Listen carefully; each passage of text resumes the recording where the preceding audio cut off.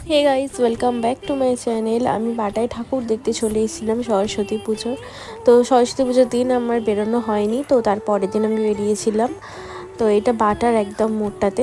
তো এরপর দেখো আমরা চলে গেছিলাম ঠাকুর দেখতে। 111 ফুটের মা সরস্বতী প্রতিমা তৈরি হয়েছিল এখানে। আর পরের দিন অতটাও ভিড় ছিল না।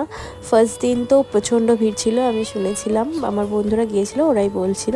তো দেখো মায়ের মূর্তিটা কতটা বড়, লাইটিং করেছে, সুন্দর লাগছে। আর পাশে আর একটা সরস্বতী প্রতিমা উঠেছিল, তো সেটাও দেখলাম। প্যান্ডেলটা তো খুব সুন্দর, আগেকার দিনে সিনেমার নাম, নায়কদের নাম, ক্রিকেটারের নাম সব লেখা ছিল। আর ভেতরের ডেকোরেশনটাও খুবই সুন্দর। আর মায়ের মূর্তিটা তো অসাধারণ সুন্দর লাগছে।